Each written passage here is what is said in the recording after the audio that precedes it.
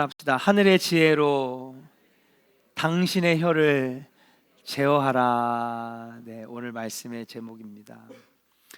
우리는 야고보서 강해를 이어가고 있는데요. 야고보서의 첫 시작은 초대교회 모든 성도들에게 쓰여진 편지이기 때문에 우리가 공동서신이라고 부른다고 그랬죠. 당시에는 아주 극심한 기독교인의 박해가 있었습니다. 고난과 또 위기와 시련을 겪으면서 많은 성도들이 힘들어하고 있었어요. 우리도 마찬가지 아닙니까? 신앙생활하면 힘들고 어려우면 때로는 신앙생활에 회의가 느껴지기도 하고, 또 하나님은 정말 살아계신 걸까? 마음의 어려움을 겪기도 하죠. 그런 초대교회에 고난 겪는 성도들을 향하여 쓰여진 편지가 야고보서다. 그러면서 1장은 너희들이 이 시험을 잘 이겨내라고 하는 격려와 위로의 메시지가 담겨 있습니다.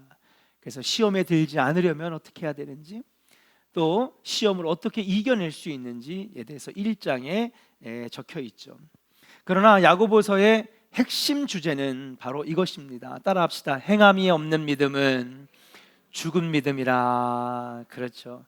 행함으로 구원받을 수는 없지만 믿음으로 구원받은 사람에게는 행함이 뒤따라야 한다는 것이죠. 정말 저 사람이 믿음이 있을까? 라고 할 때에 그 믿음이 있고 없고의 증거는 그 사람의 행위 가운데 나타난다는 거죠. 어떻게 믿음 있는 사람이 저렇게 할까? 그 사람에게 그 믿음이 좋은 믿음인지, 또 구원받을 만한 믿음인지, 하나님을 기쁘시게 드릴 수 있는 믿음인지는 그 사람은 삶에 나타나는 모습 가운데, 행위와 그리고 언행 가운데에 나타내 줄 수 있다, 그런 겁니다. 그러면서 2장부터는 몇 가지 우리에게 행함이 있는 믿음의 모습, 행함이 수반되는, 그래서 구원에 이를 만한 믿음의 모습을 우리에게 알려주고 있는데, 따라합시다. 차별하지 말라. 차별하지 맙시다.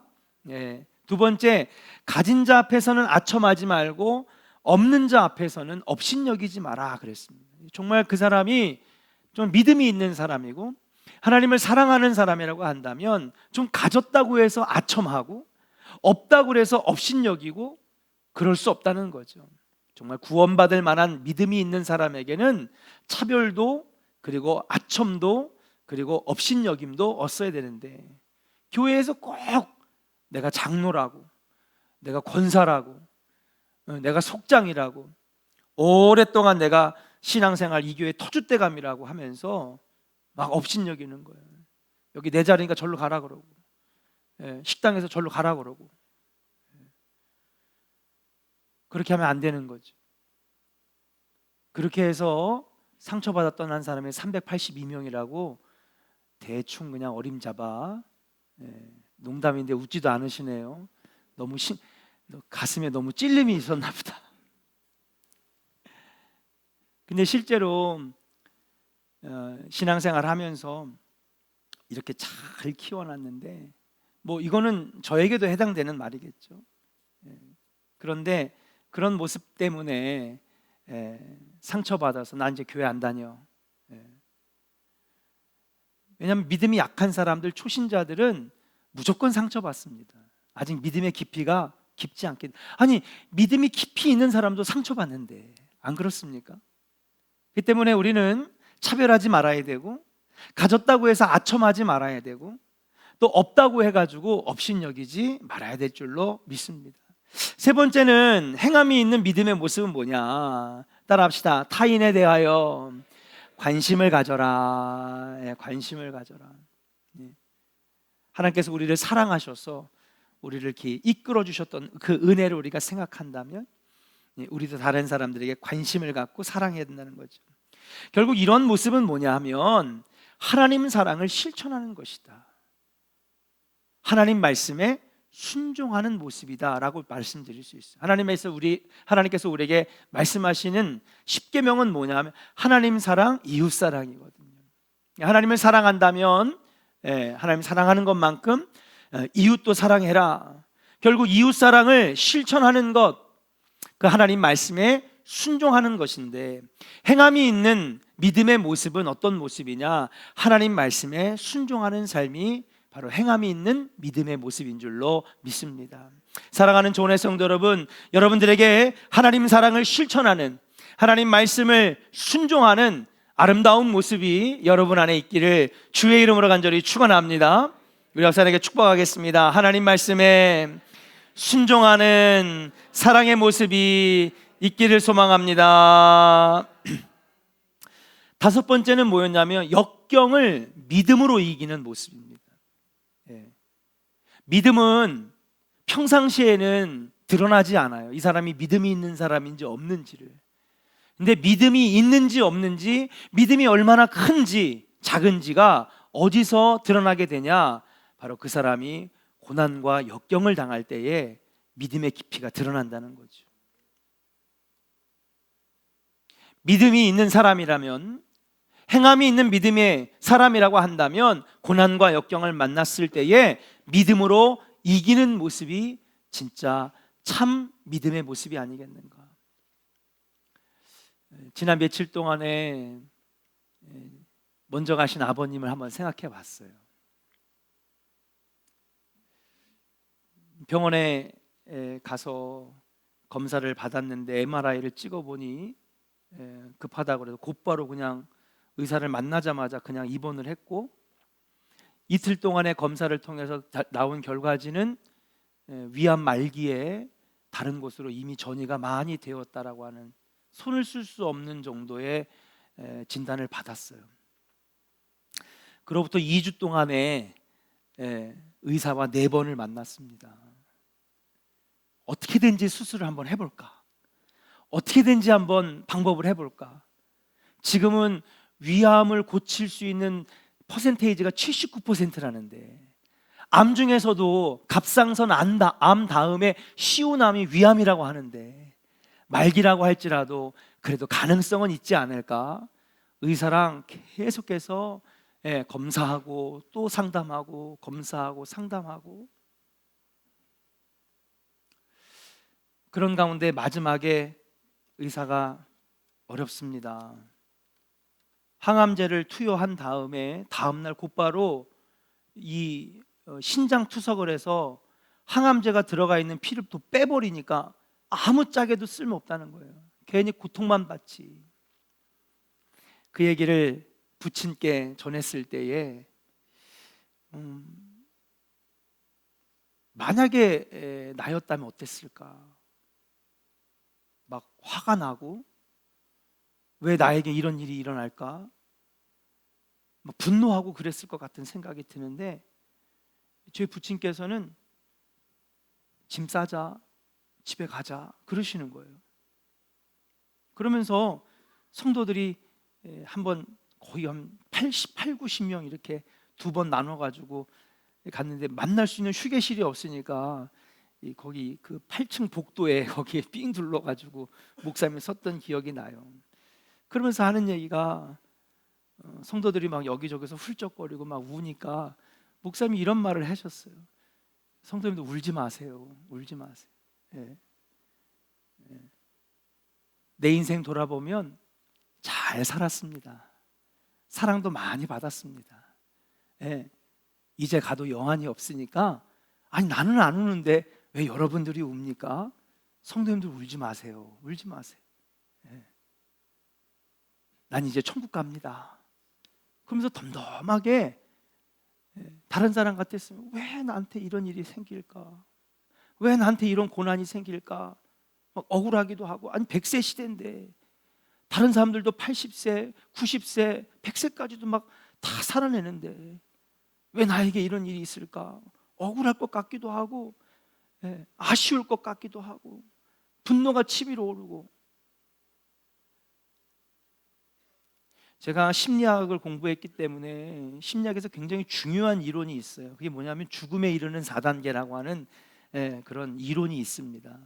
근데 처음에 1단계가 뭐냐면요, 분노예요. 내가 왜 죽어야 돼? 내가 왜 이런 일을 당해야 돼? 처음에 고난과 역경의 이야기를 들으면 누구나 분노하게 되어 있어요. 그리고 그 분노가 끝까지 치밀어 올라가지고, 그러니까 마지막에는 막 그 옆에 간호하는 부인이나 남편을 얼마나 힘들게 하는지 몰라요. 분노가 가득 차니까. 그러다가 2단계가 뭐냐 하면 점점 받아들이는 단계, 인정과 수능의 단계로 들어갑니다. 이게 죽음의 아주 유명한 이론이에요. 근데 아버님을 보는데 그게 유명무실, 아주 그냥 저의 통념을 다 깨버리는 거예요. 어떻게 저럴 수 있을까? 그걸 보면서 천국이 있음을 믿기 때문에, 할렐루야, 하나님 살아계심을 믿기 때문에 믿음이 이기게 하더라고요. 역경과 고난을 믿음이 이기게. 이게 사람이 위기와 어려움이 탁 닥쳤을 때에 이 믿음이 드러나는구나. 야고보서에서는 우리에게 그렇게 얘기합니다. 역경과 고난을 만났느냐, 믿음으로 이겨내라, 그렇게 말씀하고 있어요. 사도 바울도 너희가 고난을 당하거든 기쁘게 여기라 말씀하셨습니다. 사랑하는 여러분, 역경을 믿음으로 이기는 모습, 이것이 바로 행함이 있는 믿음의 모습이다.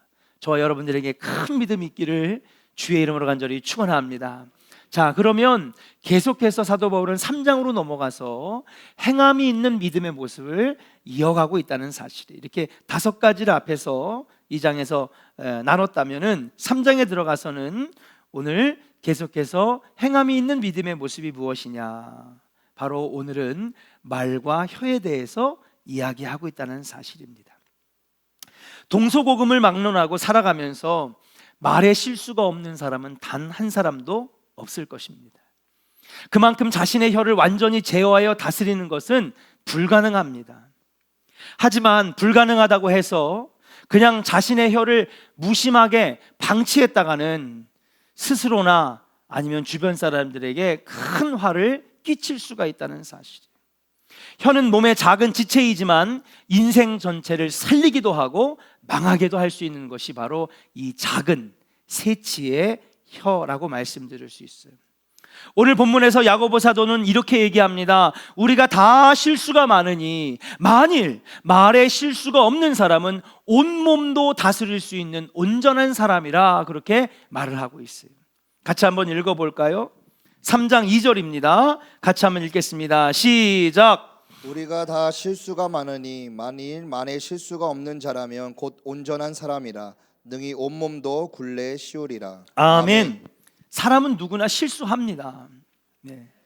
그러나 만일 그 말의 실수를 줄여서 만약에 말의 실수가 거의 없는 사람이 된다면 그 사람이야말로 진짜 온전한 사람이 될 수 있다라고 오늘 우리에게 말씀하고 있는 것입니다. 그럼에도 불구하고 오늘날 교회에서 발생하는 수많은 문제가 경솔하게 내뱉은 말들로 인해 발생하고 있다고 하는 사실을 우리는 간과해서는 안 된다는 사실이죠. 저는 오늘 말씀을 통하여서 여러분 교회 생활, 또 여러분들이 하는 신앙생활에서 우리가 가져야 될 6번째 행함이 있는 믿음의 모습, 바로 하늘의 지혜로 혀와 말을 제어할 수 있는 은혜의 성도들이 될 수 있기를 주의 이름으로 간절히 축원합니다. 자, 그러면 행함이 있는 믿음의 모습, 어떤 모습입니까? 첫 번째 따라합시다. 영적 리더는 더욱 말을 조심해야 합니다. 1절입니다. 같이 읽어볼까요? 1절 시작. 내 형제들아, 너희는 선생된 우리가 더 큰 심판을 받을 줄 알고 선생이 많이 되지 말라. 아멘. 야고보는요, 자신과 같이 말씀을 선포하고 가르치는 영적 리더들에게 경고하고 있어요. 뭐라고 경고하느냐? 영적 리더들의 언행, 행동과 말이 책임이 더 무거우니까 섣불리 가르치는 선생이 되지 말라고 이야기하고 있습니다. 자, 그러면 리더가 되지 말라는 겁니까? 선생이 되지 말라고 하는 겁니까? 아니죠. 이런 걸 우리는 반어법이라고 합니다. 하지 말라는 건 하지 말라는 게 아니라 그만큼 어려운 자리니 조심해라 라고 하는 것이죠. 이 말은 리더를 맡지 말라는 말이 아니라 리더를 맡을 때에 더욱 행동과 말에 조심을 해야 한다는 의미를 가지고 있다는 사실입니다. 복음을 전하는 자는 자신의 말이 아닌 하나님의 진리를 전해야 하기 때문에 의견이나 생각을 밝히는 것에 조심하고 또 절제해야 하는 것입니다. 어떻게 보면 1절은 저와 같은 목회자들, 또 앞장선 우리 장로님들에게 주시는 말씀이 아닌가. 좀 더 나간다면 여러분 속회, 선교회, 또 가르치는 자들, 리더를 맡고 있는 지도자들에게 해당되는 말씀이라고 할 수 있어요. 저는 항상 이 말씀을 경계하고 또 마음속에 담고 하려고 합니다. 그래서 제가 내가 목회를 하게 되면, 내가 담임을 하게 되면 꼭 강해 설교를 난 많이 할 거야. 강해 설교를 많이 할 거야. 제가 이런 얘기를 여러분 설교 때 여러 번 했죠. 강해 설교를 내가 많이 할 거야. 강해 설교를 많이 하려고 하는 이유가 바로 이것입니다. 주제 설교를 하다 보면 뭔가 주제를 정하잖아요. 근데 주제를 정하는데 주제를 정할 때 이런 어려움에 빠질 때가 많아요. 신앙생활 잘하는 사람보다 신앙생활 못하는 사람이 안타까우니까 야, 이거 신앙생활 못하는 사람 좀 정신 차리게 해야 되겠다. 좀 생각이 좀 바뀌어지게 해야 되겠다. 저 사람이 좀 뭔가 본이 돼야 되겠다. 장로님들 정신 차리고 본이 되는 신앙생활을 가르쳐야 되겠다. 그렇게 설교를 나도 모르게 마음이 쏠려서 가게 되면 이게 무슨 설교가 되냐 하면 표적 설교가 되더라고요. 표적 수사 들어봤어요? 네. 제가 범인이다. 아예 그냥 딱 정해놓고 얘를 그냥 범인 삼으려고 갖다 잡아놓으려고 얘를 범인 되게 하려고 모든 증거들을 싸그리 모아가지고 야 봐라 얘가 진짜 범인 아니냐. 근데 여러분 수사 방법 중에서 제일 나쁜 수사 방법이 뭔지 알아요? 표적 수사예요. 심지어는 표적 수사는요, 법원에서 막상 재판이 열리면 표적 수사의 증거가 드러나면 오히려 이 피의자가 여러분 석방될 수도 있고 무죄로 풀려날 가능성이 큰 거죠. 여러분 수사관들이 형사들이 가장 피해야 될 게 뭐냐면 표적 수사입니다. 근데 옛날에 우리나라 그런 거 많았잖아요. 화성 연쇄 살인 사건 해가지고 여러분 그 사람 그 30년 복역 다 하고요. 나온 지 9년 됐는데 그거 억울한 거 누가 밝혀줬잖아요. 알고 봤더니 그 사람이 연쇄살인범이 아니야. 그것도 누가 밝힌 것도 아니고 감옥 안에 들어가 있는 누가 사실은 내가 한 거라고. 죽을 때가 다 되니까 자기가 이거 살인 내가 다 저지른 거라고. 그래가지고 나중에 조사 해보니까 잘못된 방향으로 흘러갈 가능성이 많다는 거죠. 근데 설교도 그렇습니다. 야 이거 안 되겠네, 바로 잡아야 되겠네. 설교가 표적 수사로 갈 수 있어요. 표적 설교로 갈 수 있는 거예요. 근데 목회를 해보니까 그런다고 그 사람이 달라지지 않아요. 물론 하나님 말씀을 가르쳐야 되지만 그 사람을 콕 집어서 얘기한다고 절대 안 달라지더라고요. 달라지는 건 하나님이 달라지게 하시고 성령님이 변화시키지 설교 한 편이 달라지게 하진 않아요. 오히려 야 저거 나한테 하는 설교 아니야? 그래서 저는 다짐했어요. 나는 강해 설교를 많이 해야 되겠다. 주일 설교도 목사님 다른 교회는 막 은혜로운 설교 많이 하는데 주일 설교는 절기 설교를 많이 해요. 왜? 내가 자가당착에 빠지지 않기 위해서.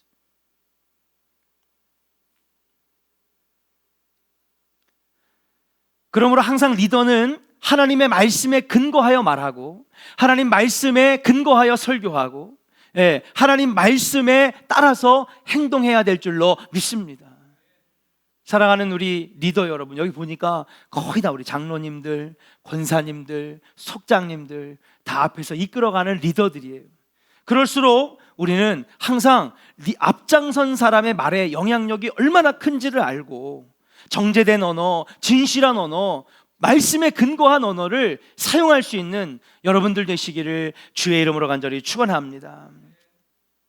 리더들의 말은 일반 사람들의 말보다 훨씬 큰 영향력을 가지고 있기 때문에 오늘 야고보 사도는 뭐라고 그러느냐, 선생을 맡지 말아라, 리더 맡지 말아라, 목회자 되지 말라는 것이 아니라 그만큼 어려운 자리니 항상 말을 조심하고 하나님 말씀에 근거하여 너희들이 언행을 하라고 하는 은혜의 말씀인 줄로 믿습니다. 사랑하는 우리 조원교회 목회자들, 그리고 사랑하는 우리 장로님들, 교회의 조직을 맡은 영적 리더들, 행동과 말에 더욱 조심할 수 있는 지혜로운 성도들 되기를 주의 이름으로 간절히 축원합니다. 두 번째, 따라합시다. 혀가 가진 파괴력을 인지하고 경계해야 합니다. 제 아무리 훌륭한 인격을 가진 사람일지라도 말에 실수가 없기란 불가능합니다. 그래서 오늘 3절에 보니까 뭐라 그랬어요? 마부는 말의 입에 재갈을 물려가지고 말의 온몸을 제어한다고 그랬어요. 4절에 보니까 사공은 배의 작은 키를 움직이면서 원하는 방향으로 배를 어떻게 해요? 운행한다 그랬습니다.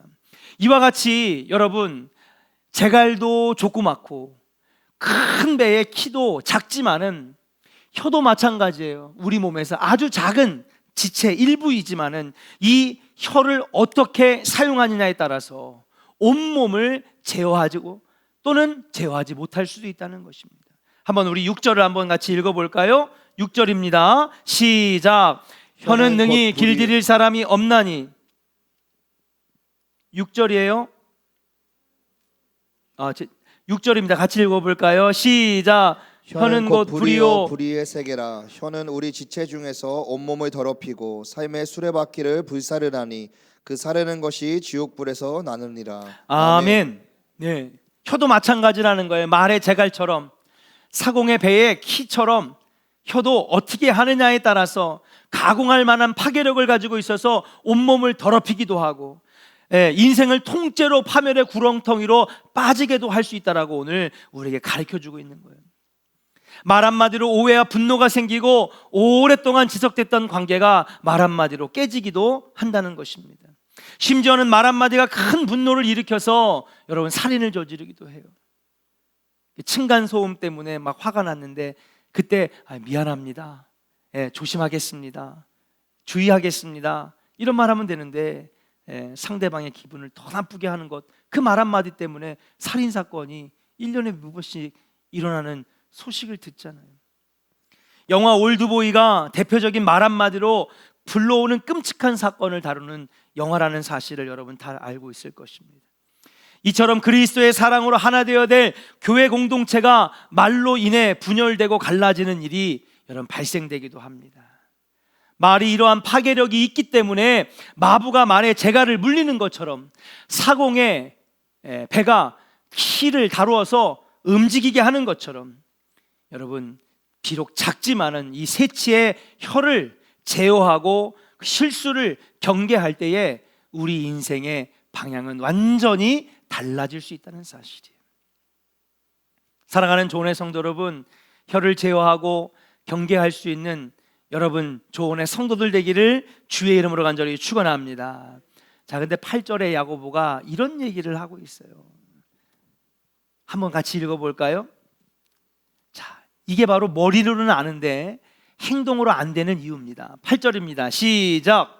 혀는 능히 길들일 사람이 없나니 쉬지 아니하는 악이요 죽이는 독이 가득한 것이라. 아멘.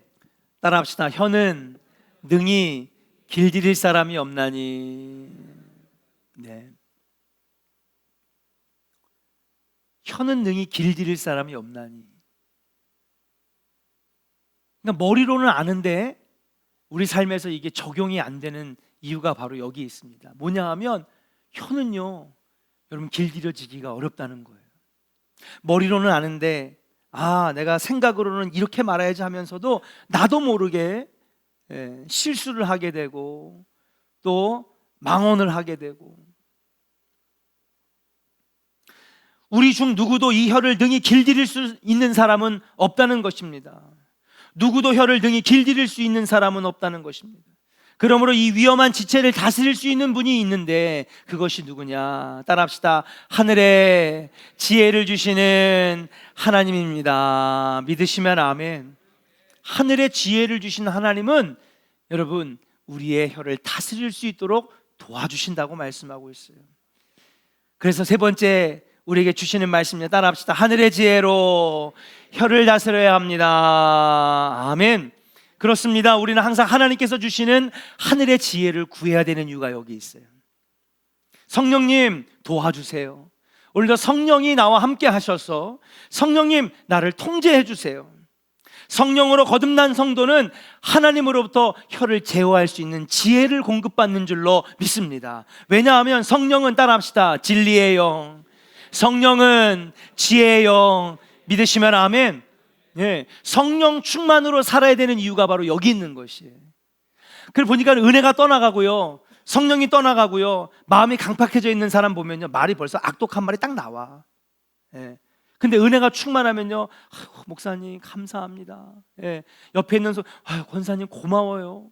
예. 은혜롭습니다. 할렐루야, 아멘. 이게 나오는데 벌써 눈이 이렇게 착 찢어지면서 뭐 어디서 기분 나쁜 일이 있었는지 기도 생활이 끊어지고 벌써 은혜가 메말랐어요. 나오는 말은 뻔합니다. 악독한 말, 씹어대는 말, 쏘는 말. 우리가 날마다 기도 생활해야 되고 그리고 말씀 생활해야 되는 이유가 여러 가지가 있지만은 그 중에서 하나가 뭐냐면 성령은 우리를 통제케 하시는 거예요. 오직 우리의 삶을 변화시키는 분은 성령 하나님 한 분뿐인 줄로 믿습니다. 물론 우리가 여러 가지 훈련을 통해서 나의 삶을 여러분 통제할 수는 있어요. 마치 군대에서 군인이 극한의 훈련을 통하여서 아주 자신을 통제하지만 이 영적 생활은 군대에 훈련받는 거는 또 다른 거예요.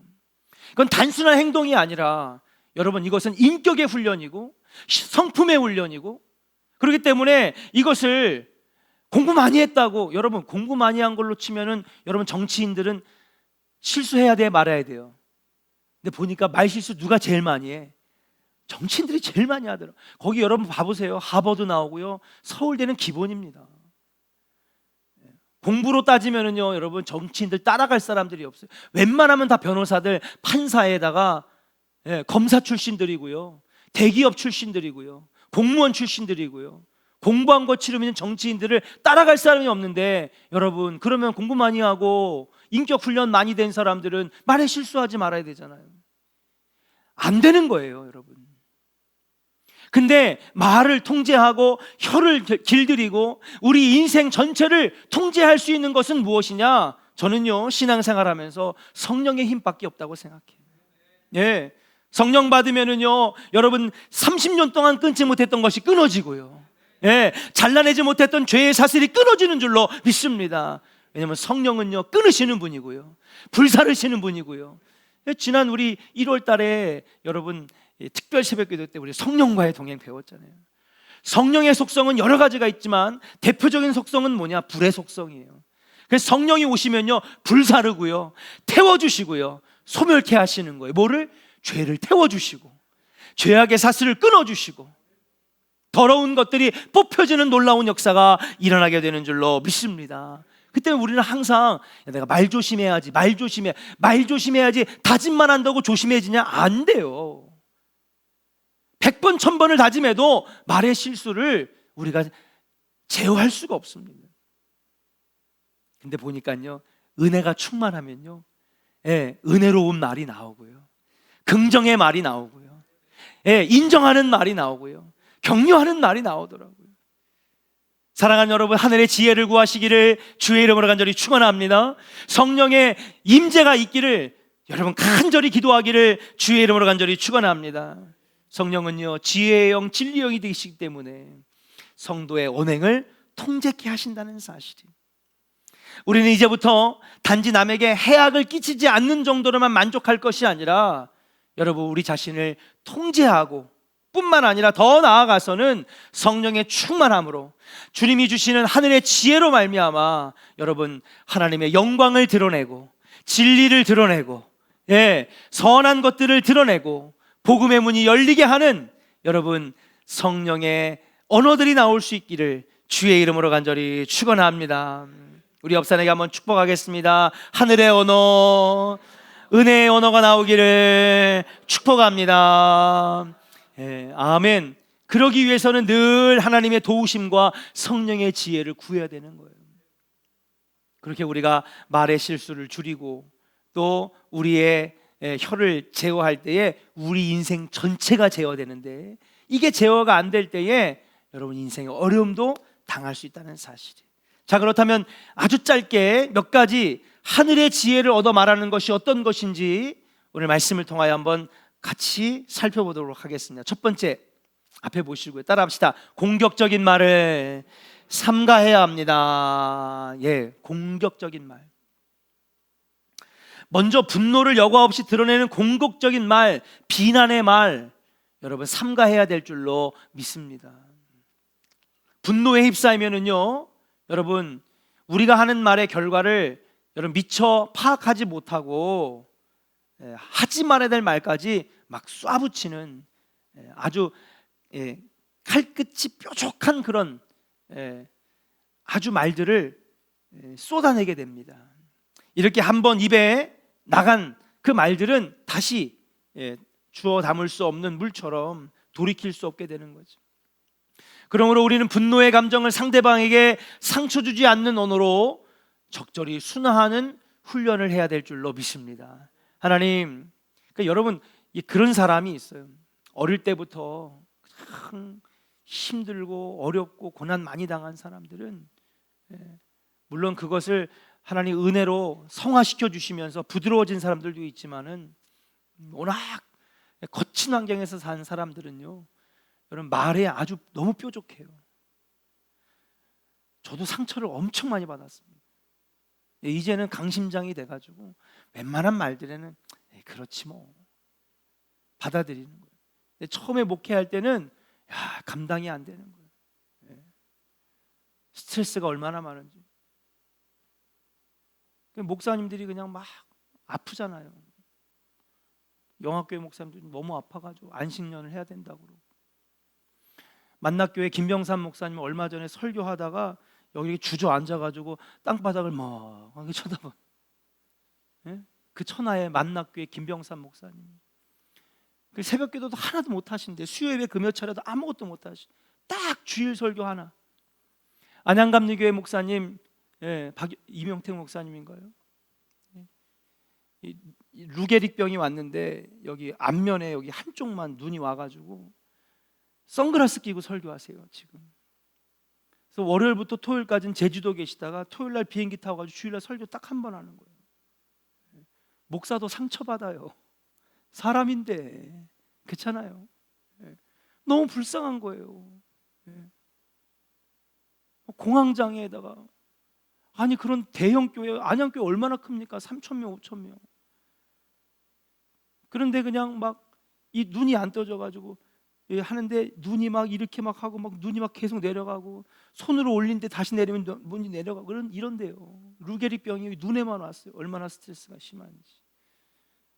김병삼 목사님은 공황장애 갑자기 설교 때 와가지고 그냥 땅바닥을 쳐다보고, 이걸 제가 이건 얘기해도 돼요. 김병삼 목사님 커밍아웃을 했으니까. 공황장애 15년째 앓고 있는데 목사도 약 먹어요. 여러분, 하늘의 지혜를 구해서 공격적이고 비난하는 말을 줄이고, 여러분 상대방을 사랑하는 말들이 저와 여러분들 안에 가득하기를 주의 이름으로 간절히 축원합니다. 하물며 성도들은 어떻겠습니까? 특별히 우리가 이런 말들을 누구한테 조심해야 되냐면 초신자들에게 조심해야 되고, 교회 온 지 얼마 안 되는 사람들에게 조심해야 된다는 사실이에요. 오래된 사람들은요, 조금 말에 좀 기분 나빠도 괜찮아. 그 사람을 붙잡아 주는 게 많이 있어. 오랫동안 함께 했던 동료, 함께 했던 속회원들, 또 부모님, 또 자녀들, 아들, 딸들, 주변에 나를 붙잡아 주는 게 많아. 그러나 온 지 얼마 안 된 사람들은요, 여러분 말 한마디에 여러분 신앙생활에 좌지우지 되는 거예요. 우리 조원교회가 아주 찌르는 말 유명한 교회 아닙니까? 지금은 안 그래요. 성령 충만하고 은혜 충만한 재단인 줄로 믿습니다. 난 절대 좋은 교회 안 가. 여기 갔더니 무슨 그따위 말이나 하고 말이야. 우리 좋은 교회가 달라졌어요. 달라진 게 뭐냐? 여러분 성령 받고 은혜 받고 충만하면요, 말이 달라지는 거예요. 언어가 달라져요. 언어가 달라진다는 건 그 사람의 인격과 성품이 달라졌다는 걸 의미하는 겁니다. 목사님 저 변화됐습니다. 아니 말은 그대로인데 뭐가 변화됐다는 거야? 말은 그 사람의 인격이고 혀는 그 사람의 성품입니다. 인격과 성품이 바뀌어지는 건 성령이 하시는 일인데 하늘의 지혜로 말미암아 저와 여러분들의 말이 달라질 수 있기를 주의 이름으로 간절히 축원합니다. 두 번째 따라합시다. 거짓과 불평의 말을 조심해야 합니다. 남을 속이려고 하는 의도가 없었다 할지라도 우리의 일상 언어 중에는 사소한 거짓말이 섞여 있을 수가 있어요. 그러므로 무의식적으로 내뱉는 우리의 거짓말과 불평을 조심해야 될 줄로 믿습니다. 참 이 불평이라고 하는 것이 이 마음대로 안 되는 거예요. 사람은 늘 평가를 해야 되기 때문에 불평이란 게 안 나올 수가 없어요. 그러나 여러분, 우리가 정말 큰 문제가 아니고서는 이런 것들 우리가 조심해야 되겠다. 이스라엘 백성들이 광야에서 징계받았을 때가 언제인지 아십니까? 불평할 때에 노뱀이 나타났고요, 불뱀이 나타났고요, 불평할 때에 땅에 지진이 나서 그 사람들을 다 땅으로 2만 명 끄집어 내려갔고요, 불평할 때에 여러분 전쟁에 지고요. 하나님께서는 여러분 믿음의 말, 긍정의 말, 은혜의 말을 좋아하시는 줄로 믿습니다. 우리의 혀가 제어되는 것만큼 화평이 이루어진다는 것을 늘 생각하면서 저와 여러분들의 언어가 달라질 수 있기를 주의 이름으로 간절히 축원합니다. 성령께 지혜를 구해야 되는 거예요. 자, 세 번째입니다. 따라합시다. 가능하면 복음과 진리를 전하는데 많이 사용해야 됩니다. 아멘. 가능하면요, 복음과 진리를 사용하는데 많이 사용하시기를 바랍니다. 그러면 그 혀 때문에 여러분 징계받는 것이 아니라 그 복음과 진리를 사용하는 혀와 말 때문에 하늘의 축복을 받게 되는 줄로 믿습니다. 혀는 악독한 일에 사용될 수도 있어요. 속이기도 하고 사기치기도 하고 거짓말하기도 하고 빼내기도 하고 상처 주기도 하고 인생을 무너뜨리기도 하고. 그러나 여러분, 이 혀는요 가장 하나님의 영광을 드러내는 도구이기도 합니다. 한번 따라합시다. 나의 혀는 가장 하나님의 영광을 드러내는 도구입니다. 여러분, 가장 하나님의 큰 영광을 드러내는 가장 큰 도구라는 사실이, 우리의 입은 하나님을 찬양하고 우리의 입은 하나님의 말씀을 증거하고 우리의 입은 하나님의 영광을 드러내고. 아까 여러분 제가 설교 올라오기 전에 갑자기 인스타에서 영상을 하나 봤는데 와, 깜짝 놀랐어요. 그 옛날에 걸그룹 1세대 그 윤은혜라고 여러분 여자 배우 있잖아요. 성령 집회를 인도하는데 와, 깜짝 놀랐어요. 얼마나 그 말에 권세가 있는지. 그걸 올렸는데 깜짝 놀랐어요. 우리가 알던 예쁘게 춤추고 커피 프린스에서 막 그렇게 연기 잘하는 그게 아니더라고요. 부흥 강사보다 더 잘하는 거예요. 우리 주여 삼창하고 기도합시다 막 젊은이들 앞에서 막 집회하는데 얼마나 뜨거운지 몰라요. 깜짝 놀랐습니다. 아, 그렇구나. 세상 노래를 하던 그 입에서 하나님 말씀을 증거하는 입으로 바뀌었구나. 막 감격이 막 오더라고요. 아, 하나님은 그 입을 사용하셔서 하나님 영광을 드러내는 거예요. 저와 여러분들의 입이 그 입술 되기를 주의 이름으로 간절히 축원합니다. 내 혀로 하나님을 찬양하고 하나님 말씀을 증거하고 진리를 증거함으로 말미암아 징계의 수단이 아니라 축복의 수단이 되는 놀라운 역사 있기를 주의 이름으로 간절히 축원합니다. 네 번째, 따라합시다. 진실한 사랑의 언어로 말하십시오. 아멘. 진실한 사랑의 언어로 여러분 상대방을 대하면 죄악에 빠진 영혼을 살릴 수 있다는 사실이에요. 5만 번이 넘는 기도의 응답을 받은 조지 뮬러 아시죠? 고아들의 아버지라고 하는 고아원을 1200개인가요? 하여튼 1000개가 넘었던 것 같은데 영국 전 세계에다가 고아원 운동을, 그러니까 고아원 운동의 시작이 조지 뮬러인데 여러분, 이 사람이 원래는요 교도소를 들락날락거렸던 문제였다는 거죠. 그런데 그렇게 질이 나쁜 친구들과 어울려 다닐 때에 방황하던 그 시기에 당시 그 지역에 있는 목사님의 따뜻한 사랑의 말 한마디가 그의 인생을 완전히 바꿔놨다는 사실이에요. 물론 거기에 하나님의 은혜가 있었지만은 여러분, 목사님의 그 사랑의 언어, 영혼을 사랑하는 그 사랑의 언어가 그의 인생을 완전히 달라지게 만들었다는 것입니다. 사랑하는 여러분, 저와 여러분, 우리 조원교회 안에 진실한 사랑의 언어가 있기를 주의 이름으로 간절히 축원합니다. 그렇습니다. 행함이 있는 믿음, 바로 성령이 함께 하시고 하늘의 지혜를 주셔서 우리의 언어가 달라지는 삶, 우리의 생각이 달라지는 삶, 그래서 우리의 인격이 달라지는 삶, 이것이 바로 행함이 있는 믿음의 모습이 아니겠는가. 오늘 함께 같이 찬양하고 기도할 때에 하나님, 나를 통하여서, 나의 입술과 나의 혀와 나의 말을 통하여서 여러분 하나님 영광 받으시고 죽어가는 영혼이 살아나고 교회가 살아나는 놀라운 역사가 있게 하여 주시옵소서. 우리 함께 찬양하고 통성으로 기도하겠습니다.